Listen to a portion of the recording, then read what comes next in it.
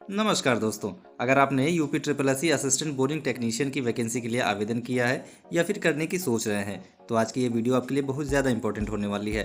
क्योंकि आज हम केवल सिलेबस या सैलरी की बात नहीं करेंगे, बल्कि हम जानेंगे कि रोज़ सुबह ऑफिस पहुंचने के बाद क्या काम करना पड़ता है। क्या पूरे दिन खेतों में घूमना पड़ता है, सरकारी गाड़ी, प्रमोशन, क्या यह नौकरी आपके लिए आराम वाली है या मेहनत वाली। और वीडियो के अंत में आपको ऐसे 5 इंटरेस्टिंग फैक्ट बताऊंगा जो शायद इंटरनेट पर कहीं और आपको नहीं मिलेंगे।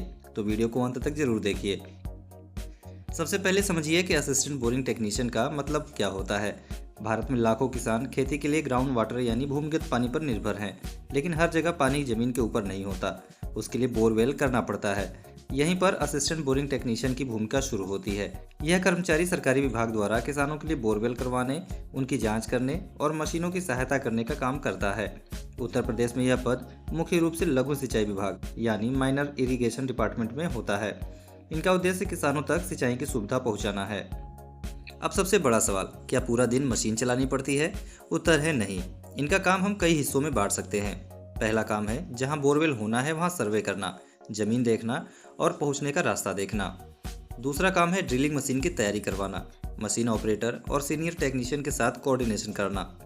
तीसरा काम है ड्रिलिंग के साथ पाइप, केसिंग, रॉड और अन्य सामान की निगरानी करना। चौथा काम है डेप्थ रिकॉर्ड बनाना, कितने फीट पर पानी मिला, किस लेयर में पत्थर आया, कहाँ मिट्टी थी, सब रिकॉर्ड करना। पांचवा काम है काम पूरा होने के बाद रिपोर्ट तैयार करना, यानी मशीन खुद चलाना इनका मुख्य काम नहीं होता, लेकिन मशीन के साथ पूरी टेक्निकल असिस्टेंस देना इनकी जिम्मेदारी होती है। अब सवाल है कि क्या पूरा दिन फील्ड में रहना पड़ता है? तो जवाब है, यह आपकी पोस्टिंग पर निर्भर करता है। अगर आपकी पोस्टिंग डिस्ट्रिक्ट हेडक्वार्टर्स पर है तो कई दिन ऑफिस वर्क रहेगा। अगर ड्रिलिंग टीम के साथ है तो कई बार गाँव में जाना पड़ सकता है। बरसात के समय फील्ड वर्क कम होता है, जबकि गर्मियों में बोरवेल का काम ज़्यादा चलता है। इसलिए यह पूरी तरह ऑफिस जॉब भी नहीं है और पूरी तरह लेबर जॉब भी नहीं है। वर्किंग आवर्स की बात करें तो ऑफिशियल टाइमिंग लगभग सुबह 10 बजे से शाम 5 बजे तक रहती है, लेकिन अगर मशीन किसी दूर गांव में लगी है तो कभी कभी देर भी हो सकती है। सरकारी नौकरी होने के कारण संडे और सरकारी छुट्टियां मिलती हैं। अब बात कर लेते हैं सैलरी की। एक असिस्टेंट बोरिंग टेक्नीशियन का पे लेवल 3 होता है, जिसका बेसिक पे लगभग 21,700 रुपये से शुरू होती है। इसके साथ डीए, एचआरए, टीए, मेडिकल और अन्य अलाउंसेस मिलते हैं। शुरुआत में इन हैंड सैलरी लगभग 32,000 से लेकर 38,000 रुपये तक हो सकती है और डीए बढ़ने के साथ साथ सैलरी में भी बढ़ोतरी होती रहती है।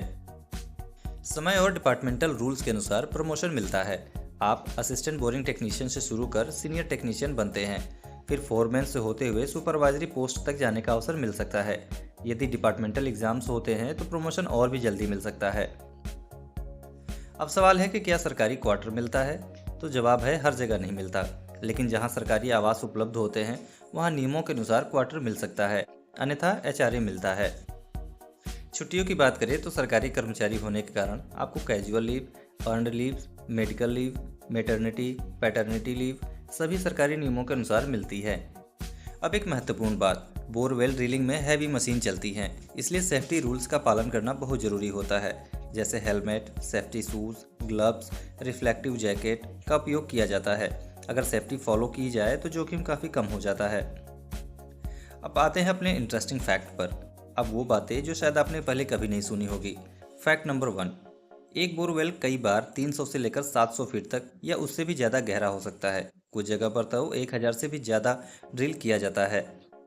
फैक्ट नंबर 2, ड्रिलिंग के दौरान जो मिट्टी बाहर निकलती है उसे देखकर अनुभवी टेक्नीशियंस कई बार अंदाज़ा लगा लेते हैं कि पानी मिलने की संभावना कितनी है। इसे देखकर मिट्टी की परतों का अनुमान लगाया जाता है। Fact number 3, assistant boring technician केवल बोर नहीं करता, बल्कि कई बार ग्राउंड वाटर के रिकॉर्ड तैयार करने में भी मदद करता है, यानी यह डेटा भविष्य में सिंचाई योजनाओं में उपयोग होता है। फैक्ट नंबर 4, सरकारी बोरवेल बनने से हजारों किसानों की खेती बदल जाती है। एक सफल बोरवेल पूरे गांव की आर्थिक स्थिति सुधार सकता है। फैक्ट नंबर 5, जो कि एक रेयर फैक्ट है, बहुत कम लोगों को पता है कि ड्रिलिंग मशीन का पूरा वेट लगभग कई टन होता है और उसे गांव तक ले जाने के लिए पहले रास्ते की चौड़ाई भी देखी जाती है। अगर रास्ता छोटा हो तो कई बार मशीन वहां पहुंच ही नहीं पाती, इसलिए सर्वे बेहद ज़रूरी होता है। तो दोस्तों, अगर आपको फील्ड वर्क से कोई समस्या नहीं है और आप टेक्निकल गवर्नमेंट जॉब चाहते हैं तो असिस्टेंट बोरिंग टेक्नीशियन आपके लिए एक बहुत अच्छा करियर ऑप्शन हो सकता है। सरकारी नौकरी, अच्छी सैलरी, प्रमोशन और किसानों की सेवा करने का अवसर, सब कुछ इस नौकरी में मिलता है। अगर वीडियो पसंद आई हो तो इसे ज़्यादा से ज़्यादा शेयर कीजिए।